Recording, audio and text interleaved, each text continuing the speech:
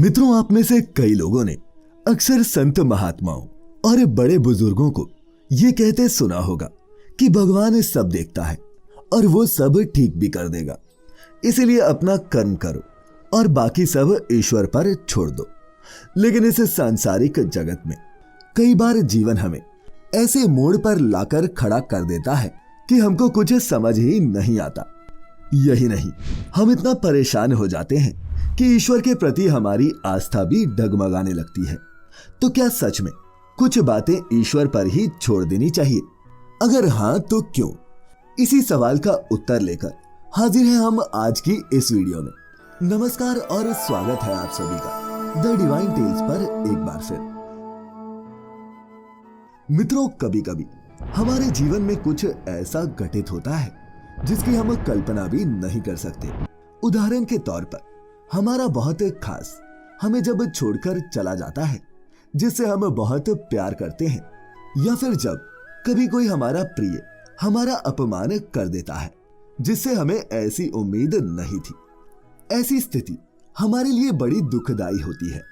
यही नहीं, जीवन रूपी इस यात्रा में हमें कई दफा नुकसान भी उठाने पड़ते हैं, या फिर कोई ऐसा हादसा हो जाता है जिसके बाद लगता है कि अब जीवन बेकार है, या फिर अब जीवन पूरी तरह से नीरस हो गया है। मित्रों, ये मानवीय स्वभाव है कि जब उसके जीवन में सब कुछ बढ़िया चल रहा होता है तो वह उसमें इतना मग्न होता है कि उसको और कुछ भी ध्यान नहीं होता।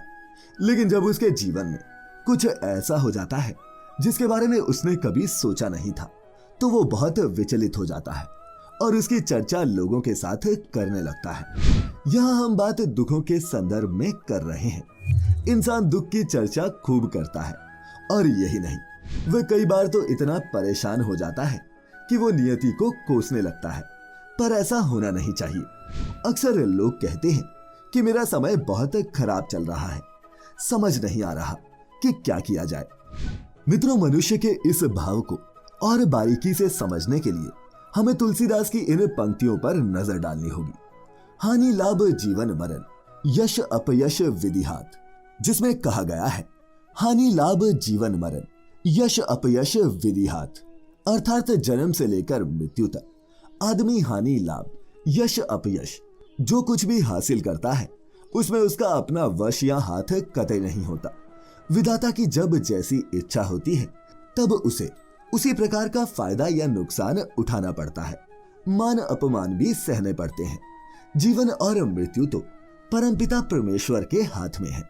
इसीलिए भगवान श्री कृष्ण गीता के 9वें अध्याय के 22वें श्लोक में कहते हैं कि जो मनुष्य मेरे पर मन लगाता है, मेरा ध्यान करता है, मैं उसको वो प्रदान करता हूं जो उसके पास नहीं है। इसीलिए मित्रों, ये बहुत जरूरी है कि हम अपने बुरे वक्त में भी परमात्मा पर भरोसा रखें। इसके अलावा गीता के दूसरे अध्याय के 14वें श्लोक में कहा गया है कि सुख और दुख का भाव इंद्रियों से निकलता है। ये मौसम के समान है, यानी ये सुख और दुख दोनों ही हमेशा के लिए नहीं रहते। इसीलिए हमें सुख हो या दुख, इनका समान भाव से सामना करना चाहिए। कई कर्मों के फल तो निश्चित रूप से मिल जाते हैं, लेकिन कुछ कर्मों के फल शेष रह जाते हैं, और उसी कर्म के फल की वजह से ये पुनर्जन्म का सिलसिला जारी रहता है। लेकिन कर्म का ये सिद्धांत अटल है कि हर कर्म, चाहे वो अच्छा हो या बुरा, उसका फल अवश्य मिलता है। तो संभव है कि उसका फल आपको इस जन्म में ना मिलकर अगले जन्म में मिले। उदाहरण के लिए, अगर आपके पेट में दर्द हो रहा है और आपने उसकी दवाई ले ली है तो कुछ ही क्षणों में आपको आराम मिल जाएगा। लेकिन अगर आपने किसी के साथ मारपीट की है या फिर उसका अपमान किया है तो ये जरूरी नहीं कि उसकी सजा आपको तुरंत मिल जाए। हो सकता है कई महीने या फिर वर्ष लग जाए। इसीलिए जब भी आपके जीवन में कोई ऐसी विकट समस्या आन पड़ती है जिसका कोई समाधान आपको न दिख रहा हो, तो उस वक्त धैर्य का धारण करते हुए सब कुछ ईश्वर पर छोड़ देना चाहिए, क्योंकि कब क्या और कैसे होगा ये कोई नहीं जानता।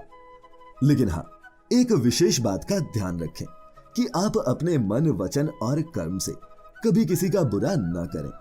मान लीजिए किसी ने बिना वजह आपका अपमान किया और आपको अपशब्द बोले, या फिर किसी ने आपके साथ विश्वासघात किया हो, तो भी आपको उसे धोखा देने की बजाय ईश्वर पर छोड़ देना चाहिए, क्योंकि जब भगवान न्याय करते हैं तब पूरी दुनिया देखती है। कर्म करो और फल की इच्छा मत करो। भगवान कृष्ण द्वारा ऐसा इसलिए कहा गया है क्योंकि कई बार इच्छा अनुसार फल न मिलने से आपको दुखी होता है, कर्म करने से विरक्ति होती है। हमको लगता है मैंने तो सब कुछ सही किया था, सबके लिए अच्छा किया था, फिर मेरे साथ बुरा क्यों हो रहा है। क्योंकि मित्रों, ये जरूरी नहीं कि जिस इच्छा के फलस्वरूप हम कार्य कर रहे थे वह कर्म हमारी नजर में तो उस इच्छा के अनुरूप ही किया जा रहा था, पर वास्तव में ऐसा ना हुआ हो। या फिर हो सकता है कि हमें पूर्व जन्म के उन कर्मों का फल मिल रहा है जो आज हमें याद भी नहीं। इसीलिए भगवान कृष्ण द्वारा फल की इच्छा नहीं करने के लिए कहा गया है, ताकि अच्छा हो तो अहंकार ना हो, बुरा हो तो दुख ना हो। जो भी फल मिले उसे हम भगवान की इच्छा मानकर संतुष्ट रह सके। इसीलिए मित्रों, जीवन के कठिन से कठिन दौर में भी प्रभु पर अपना विश्वास बनाए रखें, वो सब सही कर देंगे। आप बस अपनी नियत साफ रखें और कर्म करते रहें, बाकी सब ईश्वर पर छोड़ दें। उम्मीद करते हैं कि आपको हमारी आज की ये वीडियो पसंद आई होगी। अगर अच्छी लगी हो तो इसे लाइक करने के साथ साथ अपने मित्रों और रिश्तेदारों के साथ साझा अवश्य करें। सभी तरह की धार्मिक वस्तुएं खरीदने के लिए आप जा सकते हैं shop.thedivinetales.com पर। लिंक आपको नीचे डिस्क्रिप्शन में भी मिल जाएगा। तो फिलहाल मित्रों, आज के लिए बस इतना ही। अब इजाजत दें। आपका बहुत बहुत शुक्रिया।